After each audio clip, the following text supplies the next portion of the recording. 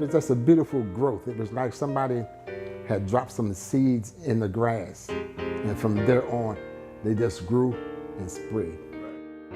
And it was the kind of seed that would take. Yes. You know, I mean, it's not a seed that if it rained too hard, it might drown it, or it was a seed that would take.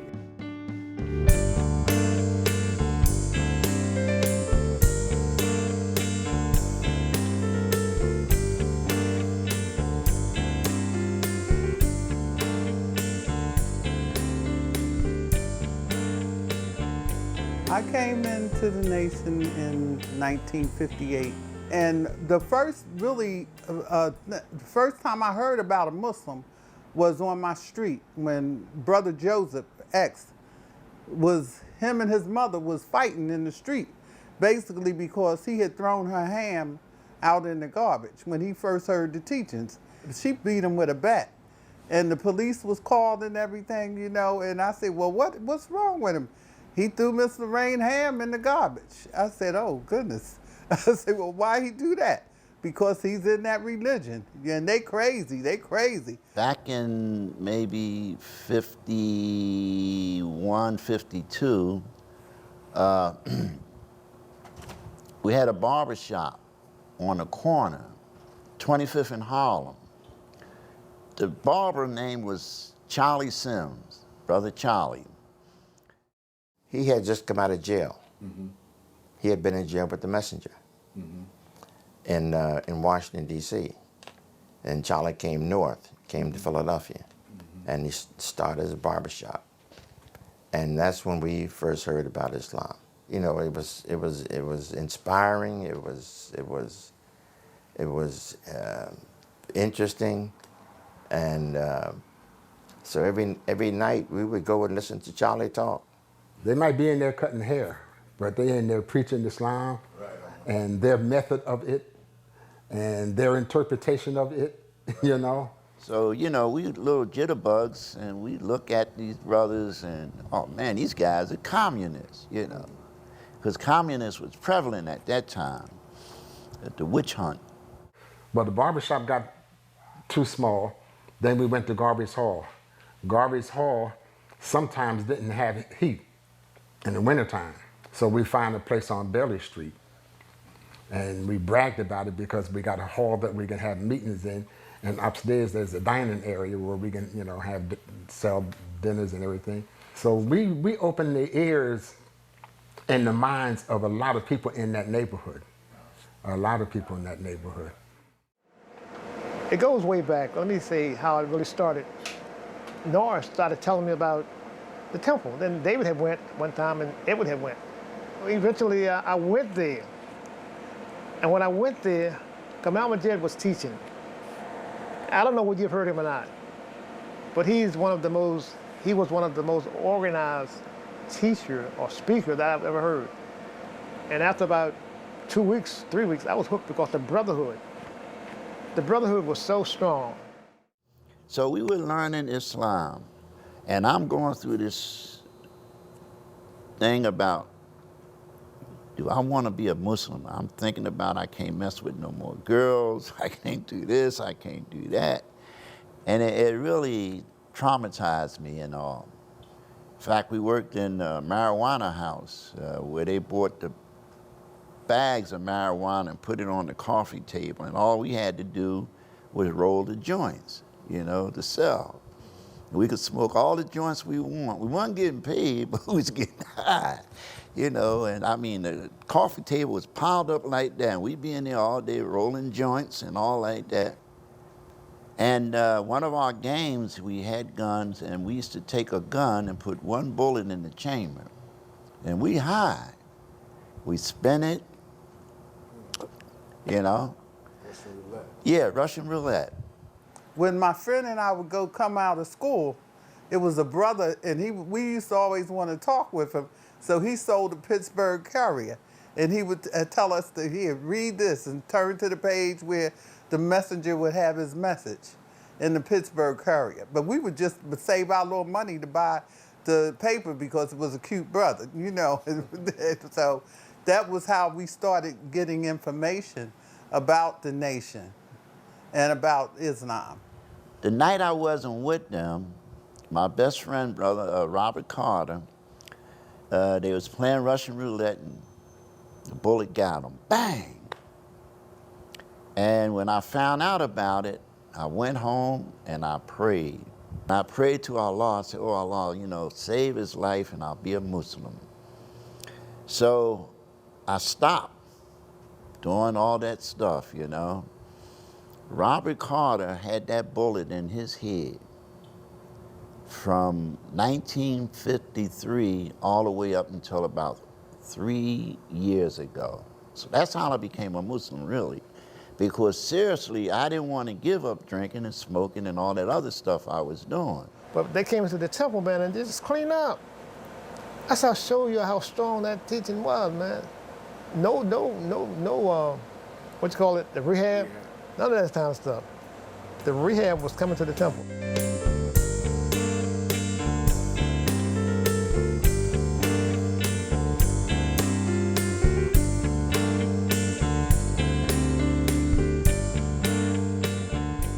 Really, the unity that was among the believers was the thing that attracted me the most, because they were so close.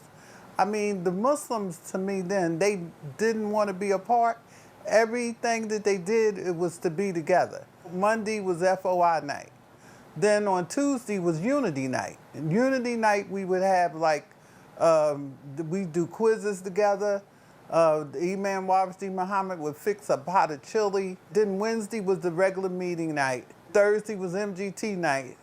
Friday was another meeting night. And Saturday we would end up at the Now restaurant down at 60th and Chestnut with Sister Sadie and Brother John. And after we finished, but we just always wanted to be around each other. And you know, you had that neighborhood thing during that time. If you were from the neighborhood, you was cool. If you walk out of the neighborhood, you got problems. But we had a group that could go anywhere because we had that strength. We knew that we had somebody had our back, the whole bit. So I think that's the thing that brought me in so closely with the temple. We would sit up all night when Malcolm was here. We sit up all night talking. We had a Unity house, a fruit house on 2503 Oxford Street, a big house. And that's where Malcolm would stay, you know, and all the brothers would come there. And when we get off from work, we would go, you know, everybody go over to the house, the Unity house, and we eat. And then we would just sit up all night. We weren't tired, you know, because we was young anyway. Then we would go to the temple, set the temple up, get the temple ready, fish and all like that. After the meetings was over, then we come back to the house and sit around and talk. And next thing we know, it's time to go to work. Hardly getting any sleep.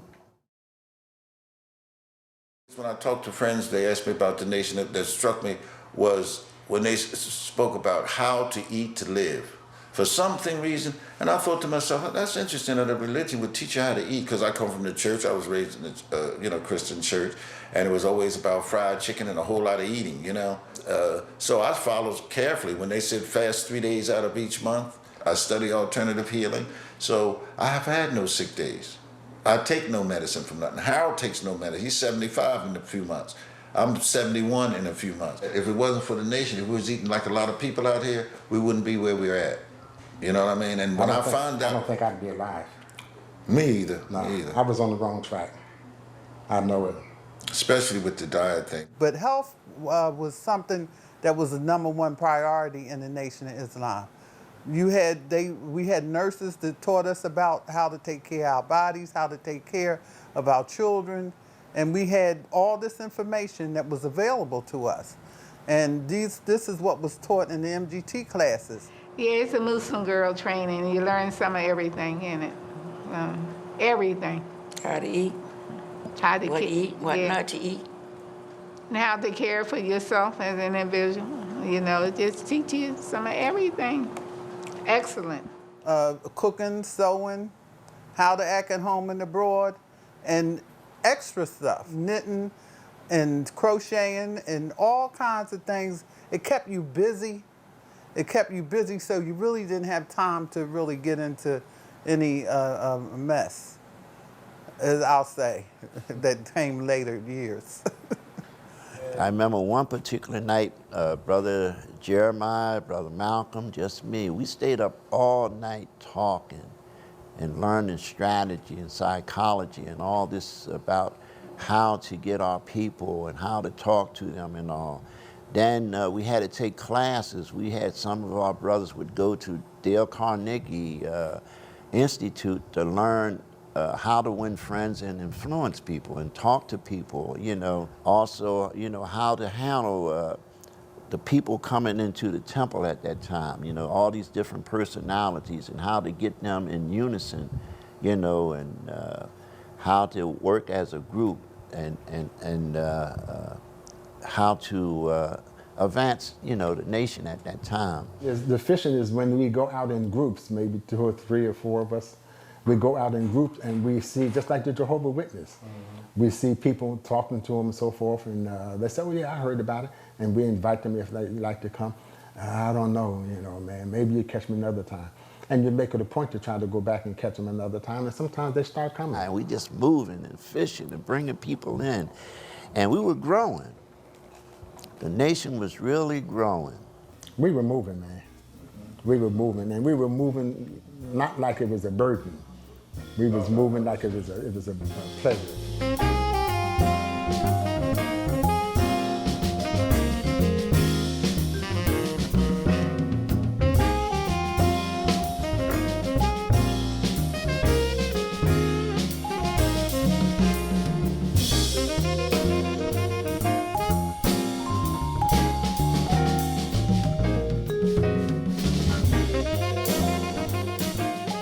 Yeah, but we survived and we're growing and we're going to continue to grow.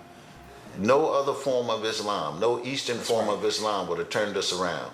He came, the messenger came with a message for what we would call the lost found nation, was lost and now found. The message was for us, and it proved to be for us, as far as I'm concerned, because we needed something special. We needed to be really woken up. I think the Nation of Islam was a training time for us. You know, all of us can say, you know, I'm not giving you the true religion. It'll come later on. Right now, I'm trying to clean you up.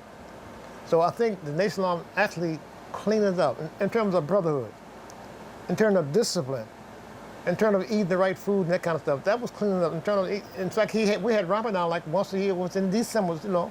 That wasn't orthodox. So my coming into Islam was really a blessing for me.